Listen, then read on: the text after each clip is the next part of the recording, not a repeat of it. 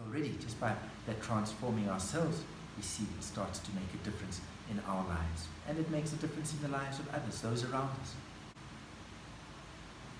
So what is the Dharma going to do? It's going to help us to really understand the truth. What is the most essential truth of this is maybe realizing wisdom emptiness, that we have all of the self-grasping. However, this isn't how we truly exist. We perceive ourselves as truly real, as truly existent and independent. And so we act in ways due to our ignorance. So the main cause of the suffering is our ignorance. We act in ways that cause suffering. We act with attachment, with greed, with jealousy, with pride, with anger, which cause suffering. So what is the Dharma going to do? It's going to challenge this ego of ours. It's going to challenge our self-grasping.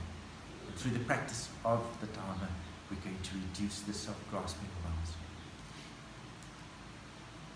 And we're going to realize the true nature of this world, the true laws, natural laws of this world. For instance, impermanence. The fact that everything changes. The reality of the emptiness of everything. And through this, we get to realize our true nature. We get to realize our Buddha nature. Every one of us has Buddha nature. We call it Buddha nature. We call it inherent nature, our true nature, the ultimate state of mind. These are just different concepts, names, explaining the same thing. And every single one of us has this Buddha nature, this ultimate nature, true nature of mind. Every single sentient being.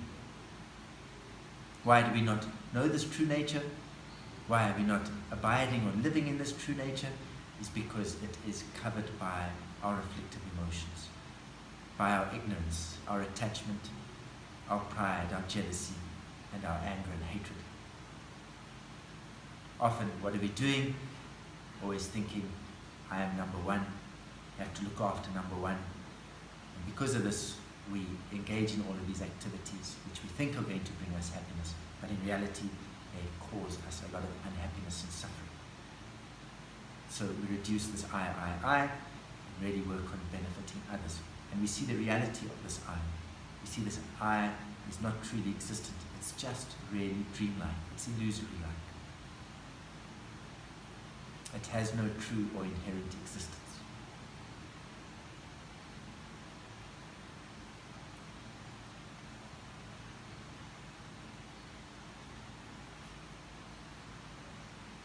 And while in the process of doing this, in engaging in these practices, doing these practices, what will happen is there may be experiences of bliss, of possibly clairvoyance, of great clarity.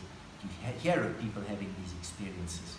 However, this is not the most important thing. These things may happen. Some people are really interested in this. They want to pursue this. They really want to attain this great bliss, or great clarity, or be able to have the clairvoyance to know what's going to happen. However, as Rinpoche has often said, he says this doesn't impress him at all. What really impresses him is those people that truly realize renunciation, that truly realize the illusory nature of things, and that truly give rise to and practice bodhicitta, benefiting other sentient beings. This is what is most important in these practices. So what is the most important part of the practice? One is transforming our own mind, and the second is benefiting others. As Buddha said in those 4 lines, abandon negativity, practice positivity, transform your own mind. These are the teachings of Buddhism. And if you really understand this teaching, these 4 lines really includes all the 84,000 dharmas. And through just these 4 lines, one can really attain enlightenment. However, I do suggest that guidance from a proper teacher is very, very important, essential in fact.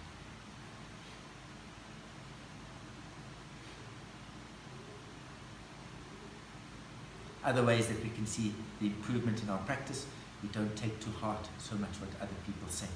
Before, what might happen, somebody might really give us a compliment, say we're really doing well, we're looking good, and we might feel very, very happy. Might really inflate our ego.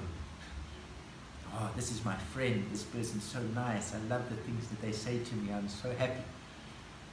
And then when people say negative things or things that we disagree with or we don't want to hear, we feel incredibly unhappy, we're extremely hurt, and we have quite an extreme reaction to what other people say. When our practices improve, what's happened is we're not going to get so excited through compliments or things that people say to us that are very nice or make us feel good. It's not going to affect us so much. And likewise as well, negative things, horrible things, derogatory things that people might say to us is also not going to affect us too much. Our happiness is not going to be so dependent at all on what other people think or say. It's really going to come from within ourselves. When it comes from within ourselves, really, we have a lot of freedom. Our happiness or unhappiness doesn't depend on what other people do or say. And this really can be very, very liberating, or is very liberating.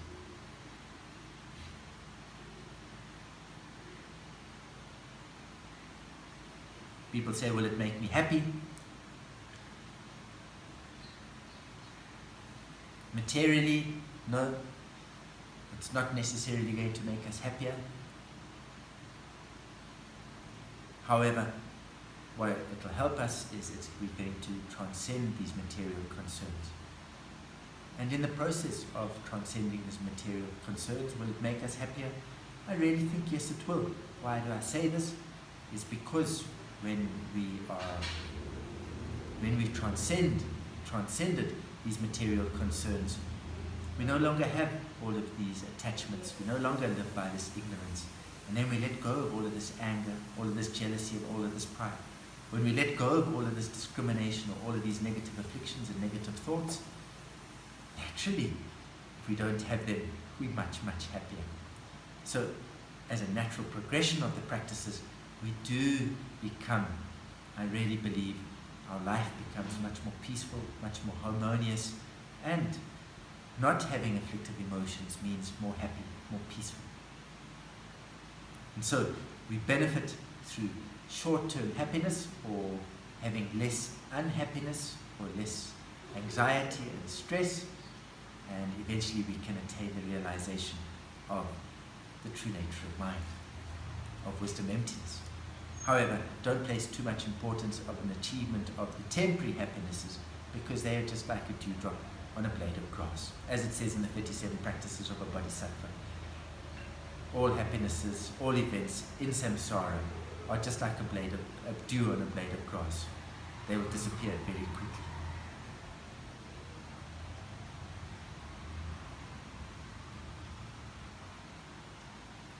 They'll come and go.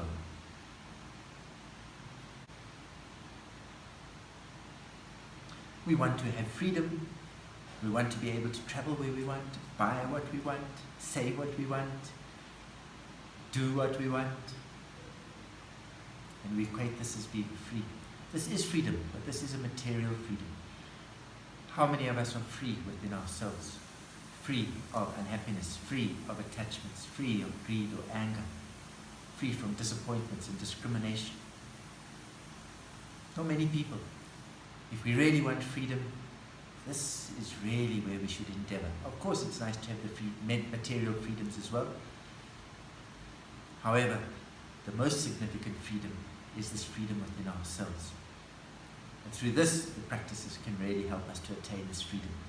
As we mentioned earlier, material happiness, does it mean that there is no material happiness or materiality, or we don't have things? No, not at all. What is the purpose of renunciation?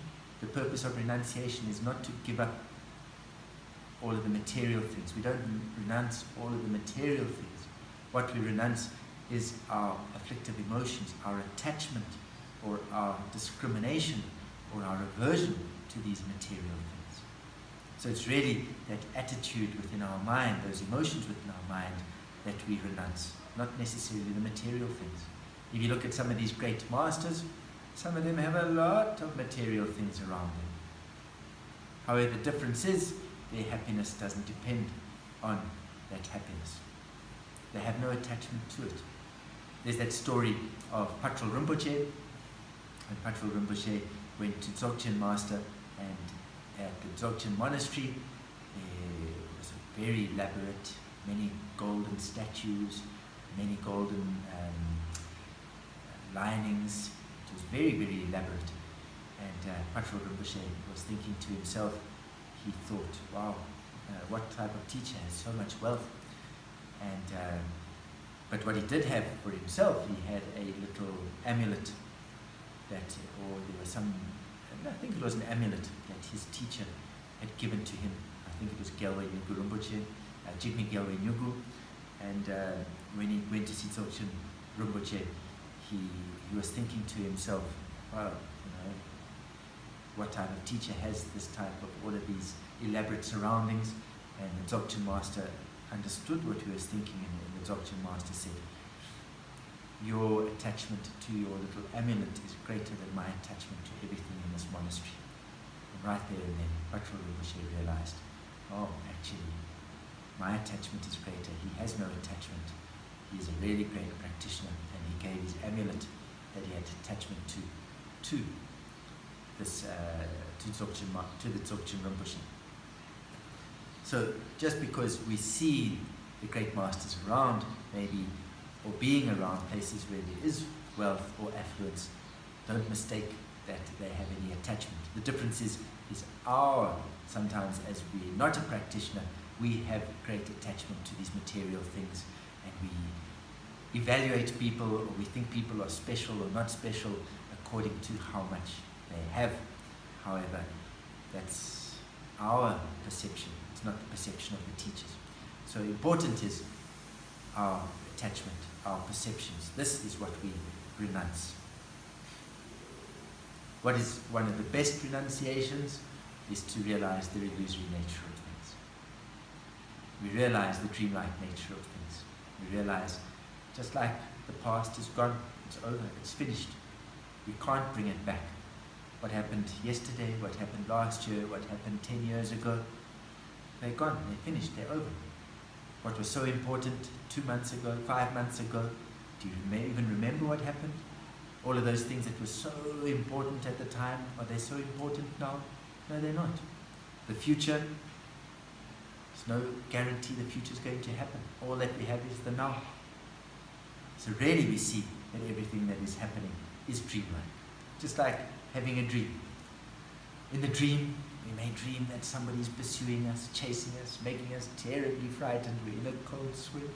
We're running. We're falling down an abyss. And then we wake up. Oh. Or the alarm clock has gone off. And then we realize, oh, it was just a dream. While the dream was happening, it was so real. We had that cold sweat. We were so worried. This evil monster that was breathing down our neck is coming to take our life or do something to us.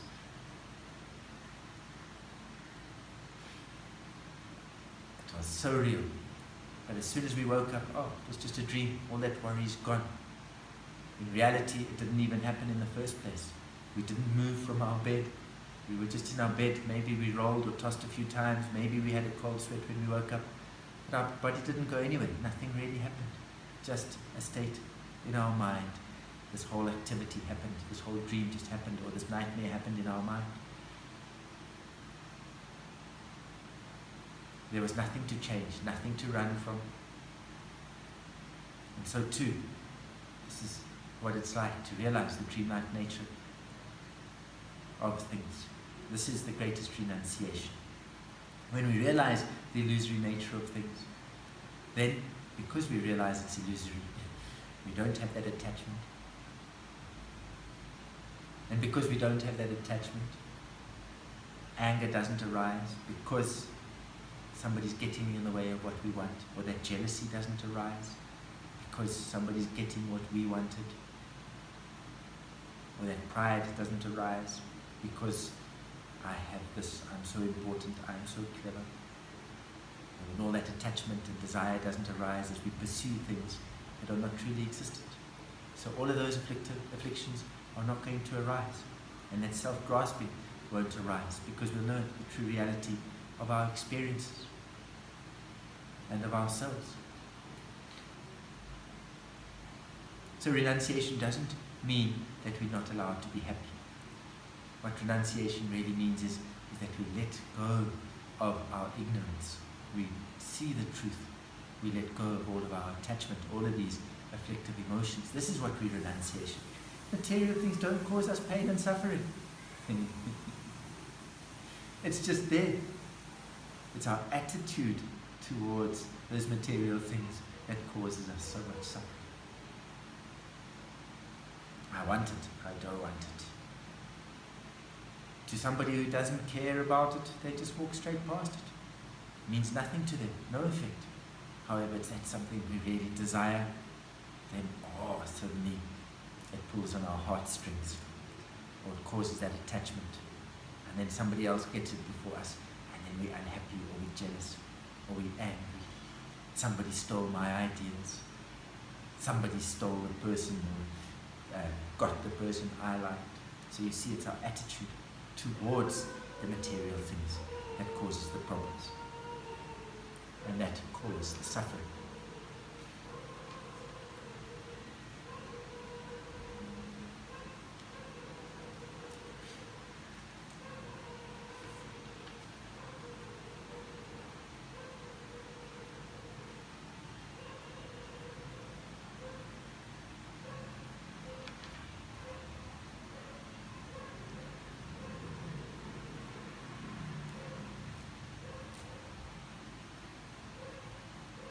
And so it's important to know that everything is changing, as we mentioned earlier.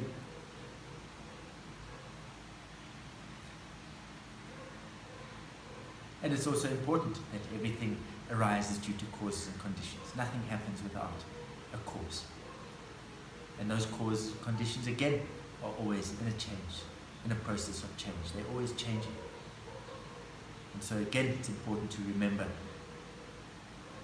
impermanence and the infallibility of cause and effect. Why do we experience what we have? It's because of previous causes. That's why we're suffering today. That's why we're experiencing the happiness, because we planted those seeds. We've created those causes and conditions, or we've engaged in those causes and conditions, which then bring about the fruit of happiness or unhappiness. And as long as we are bound by causes and conditions, we are bound by change. And as long as there's change, unless we realize the true nature of things, we'll experience the suffering due to change. And we're never really free, because we are bound by or influenced by causes and conditions.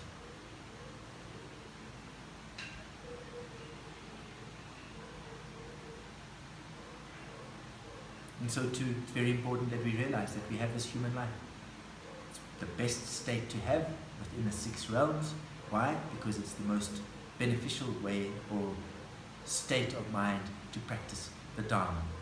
In the lower realms, there's too much ignorance or suffering, so we really don't think about suffering because we have great pain, or great anxiety, or great worries.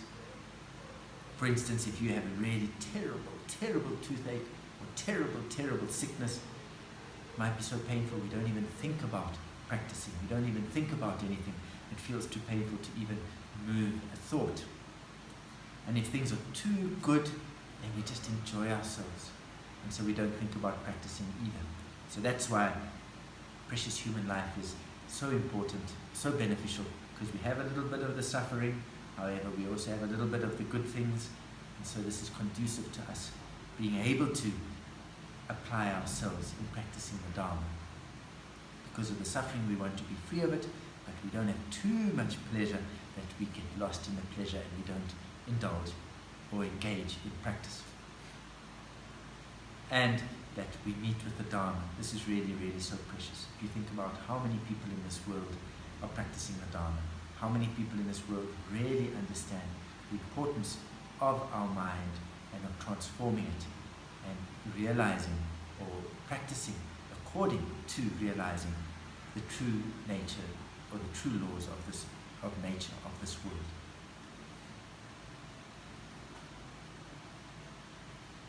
And because of cause and effect, it's also very important that we take responsibility. We don't have other people to blame. Why are we in this position today? It's because we created these causes and conditions. we have freedom. What is that freedom? We have freedom of choice. We can choose what we decide to do. However, whatever we decide to do, we're going to be bound by the consequences. Whatever we decide to do is going to create the causes and conditions for us potentially experiencing unhappiness in the future or happiness in the future. So that's why it's also very important to realize cause and effect, to know what to engage in, what is really going to create future causes, because I have the freedom of choice. What I choose, I'm going to be bound by in the future. So I'm the director, however, I'm also going to be the actor in the future of the movie that I've directed. My choices I'm going to be bound by in the future. And again, with that as well, is sometimes we don't have choice. Why? Because our habits are too strong. We're driven by those karmic winds. We're driven by those habits of ours. And because of those habits, it reduces our choice. I don't want to do this, but the habit just pushes us in that direction. The way we think just pushes us, blows us in that direction. And so we lose some of our freedom, or a lot of our freedom. However, if we have great awareness, if we are able to see as our habits or our negative thoughts are arising, we can choose, yes, this is a thought or a motivation that is going to create future benefit. Let me adopt it, let me follow it, and no, hold on, this is a negative emotion. I have the ability, I have the awareness as it arises that I can let it go and transform it. This, of course, takes a lot of practice with awareness and having the right mindfulness and awareness. So there we also see the importance of developing meditative concentration, developing our awareness.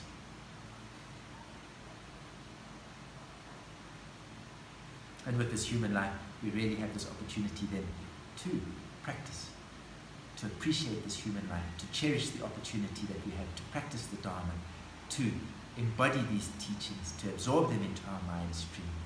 And then we can really make a significant transformation within our own mind stream and really have the benefit to then have the ability to benefit countless sufferers sentient beings.